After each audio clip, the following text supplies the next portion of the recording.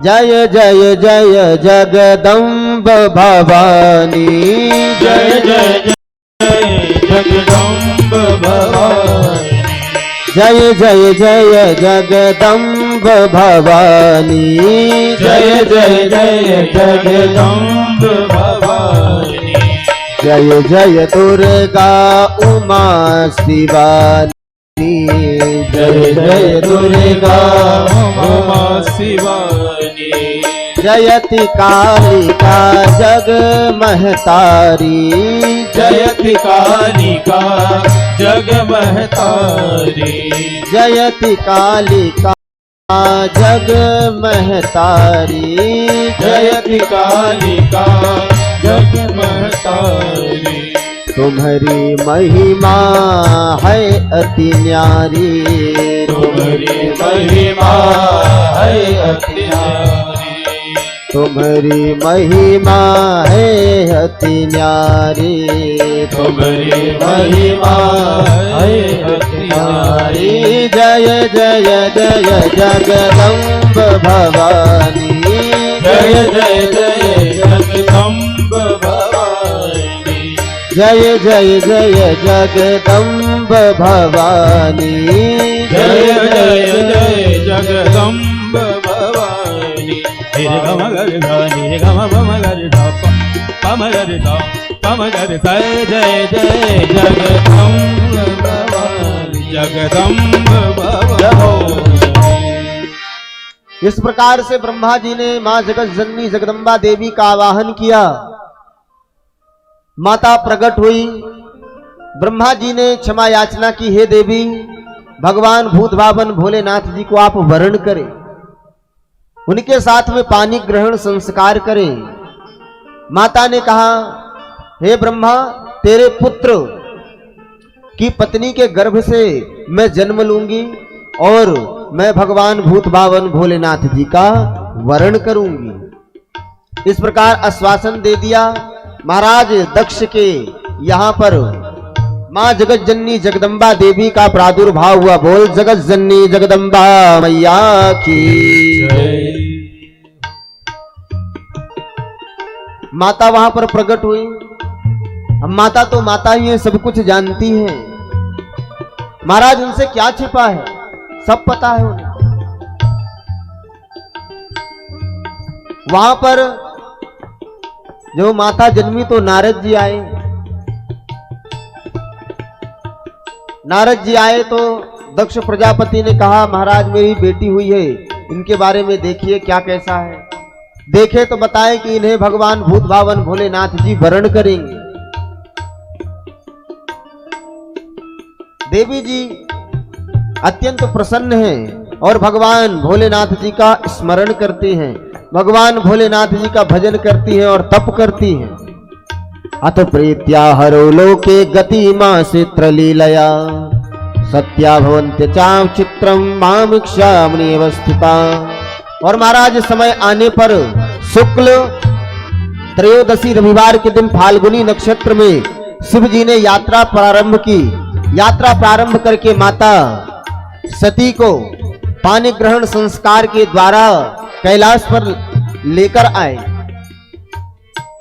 महाराज सुंदर विहार किया। विहार करने के बाद में एक दिन भगवान भोलेनाथ माता सती को लेकर के कुंभज ऋषि के पास में जाते हैं कथा श्रवण करने के लिए। एक बार त्रेता युग माही, एक बार त्रेता युग माही, शंभु गए कुंभज ऋषि पाही। शंभु गए कुंभज ऋषि पाही, संग सती जग जननी भवानी। संग सती जग जननी भवानी, पूजे ऋषि अखिलेश्वर जानी। पूजे ऋषि अखिलेश्वर जानी। एक बार त्रेता युग माही, एक बार त्रेता युग माही, महाराज एक बार त्रेता युग में भगवान भोलेनाथ माता सती को लेकर के कुंभज ऋषि के पास में गए भगवान की कथा सुनने के लिए। भगवान शंकर जी ना रामचंद्र जी की कथा सुनने के अत्यंत प्रिय श्रोता हैं, और जो कि शंकर जी ने ही सबसे पहले रामचरितमानस को लिखा है। रचि महेश निज मानस राखा, सबसे पहले मानस को किसने लिखा? तो भगवान भोलेनाथ जी ने लिखा। पर उसके बाद भी जहां पर भगवान की कथा होती है जाते हैं। कुंभज ऋषि जी कथा सुना रहे हैं और भगवान भोलेनाथ जी नीचे बैठ करके कथा श्रवण कर रहे हैं। माता सती को शक हो गया कि आखिर यह भगवान है। कुंभज ऋषि जी कथा सुना रहे हैं, काकभुसुंडी जी कथा सुना रहे हैं और नीचे बैठ करके कथा श्रवण कर रही है। ये कैसे भगवान है? उनको शंका हो गई, पर महादेव जी ने कुछ नहीं बोला। भगवान भोलेनाथ जी ने कुछ नहीं बोला। कथा श्रवण हो गई। कथा जब पूर्ण हो गई तो कुंभज ऋषि को प्रणाम करके और वापस चल दिए।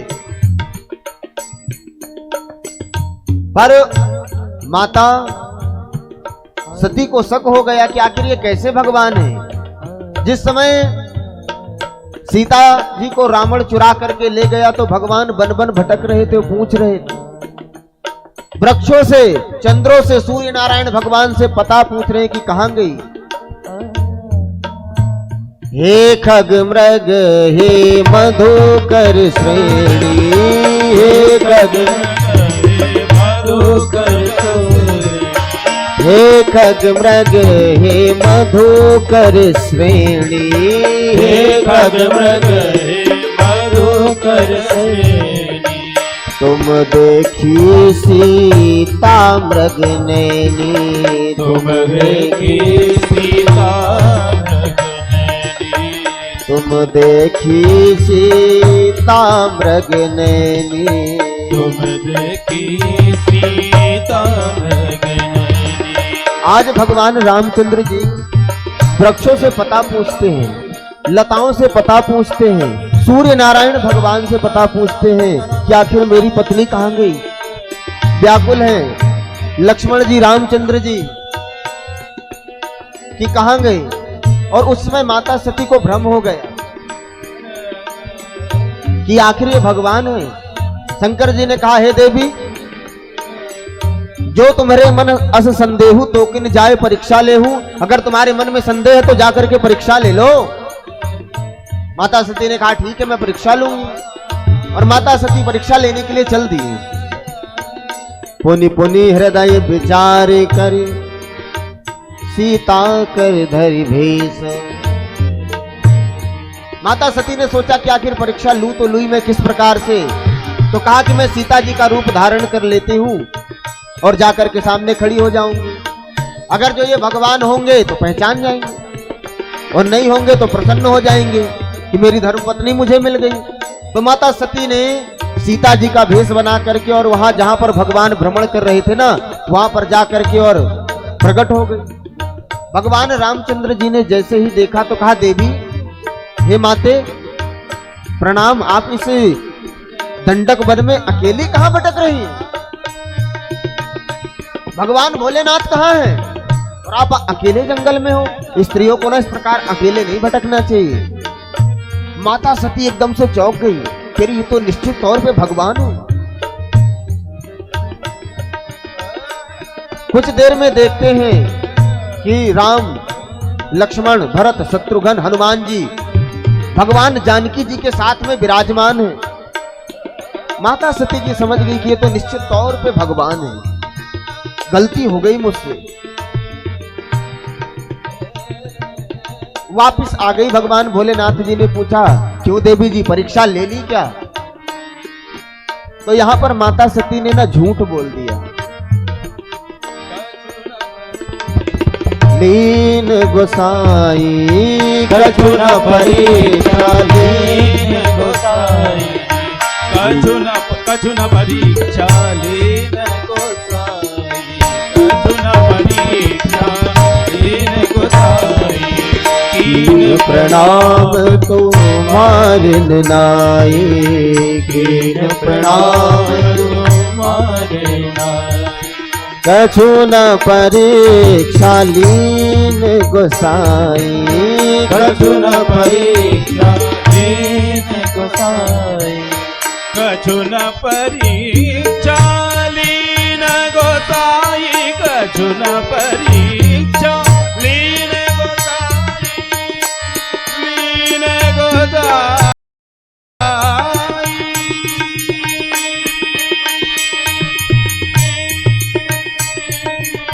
जय हो।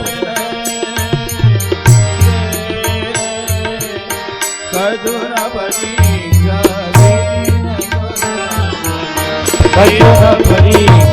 लीन गोसाई, कीन कीन प्रणाम तुम्हारे मुनाई, कीन प्रणाम तुम्हारे मुनाई, कीन प्रणाम निर्गम गर्गा निर्गम भव गर्गा, कीन प्रणाम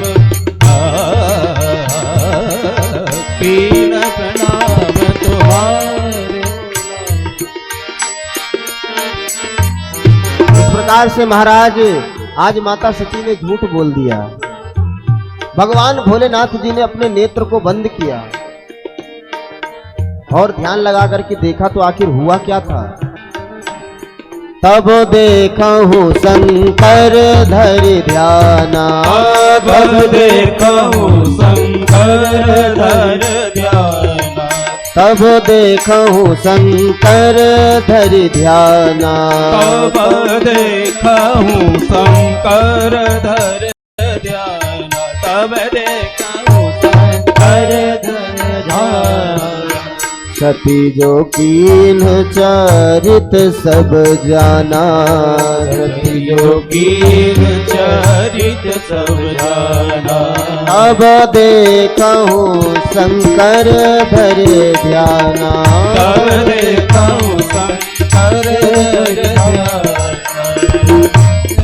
भगवान भोलेनाथ जी ने ध्यान लगा करके देखा तो सब कुछ तत्क्षण जान गए कि माता सती ने मेरी मां का रूप बनाया। भगवान भोलेनाथ ना माता सीता को अपनी मां समझते हैं।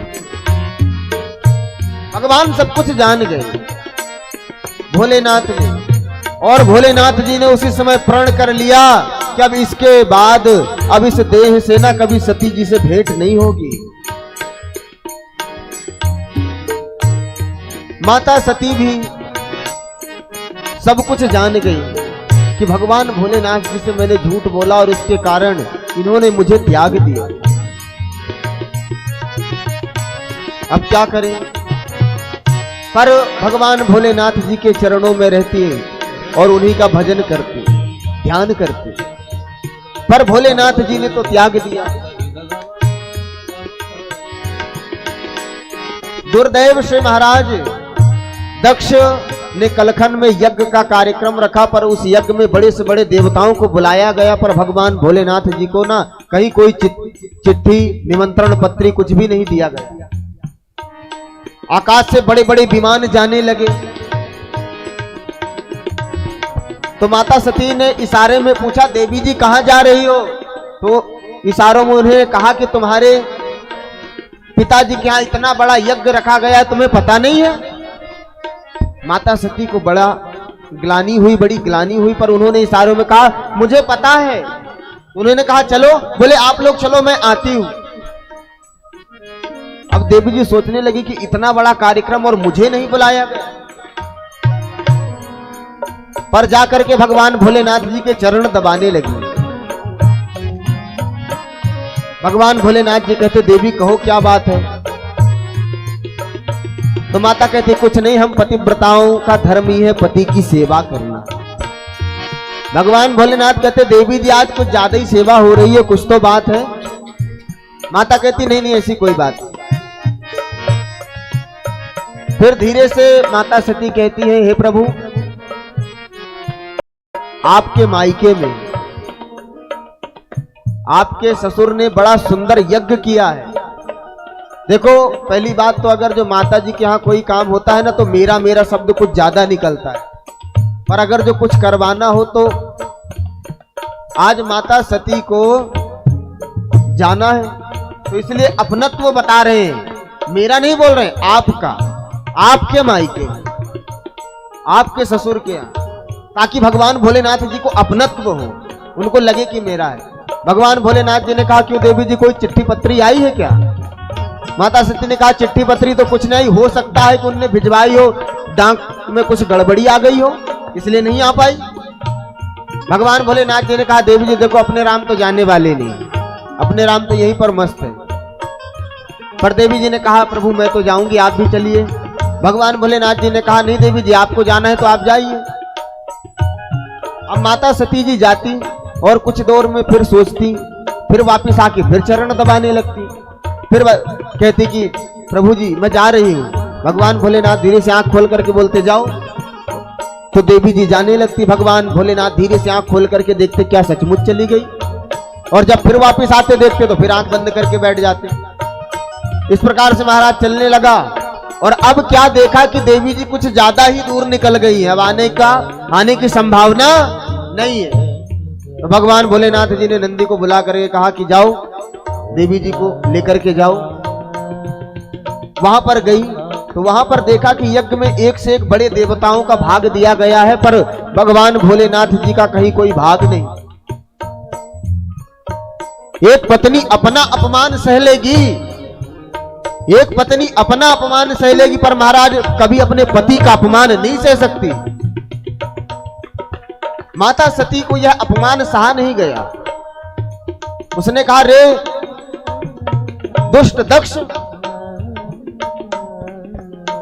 शास्त्र तो यह कहता है कि अगर जहां पर आपके पति का अपमान हो रहा, आपके पति की बुराई हो रही हो, तो या तो अपमान करने वाली की या तो बुराई करने वाली की जीभ काट लो, और ये नहीं कर सकते तो कान में उंगली डाल के वहां से चले जाओ। अब ना तो मैं जीभ काट सकती हूँ क्योंकि तुम मेरे पिता हो, और ना मैं उंगली डाल के जा सकती हूँ। अगर जो मैं जाऊंगी तो कहेंगे आओ दक्ष कुमारी, तो मुझे कैसा प्रतीत होगा? दक्ष कुमारी कहेंगे मुझे, तो अब इस शरीर को ही मैं त्याग दूंगी। पर महाराज मायके में ना सबसे बड़ा महत्व होता है माता का, सबसे बड़ा महत्व होता है माता का। कोई अपना ना हो, पर माता तो अपनी ही होती है।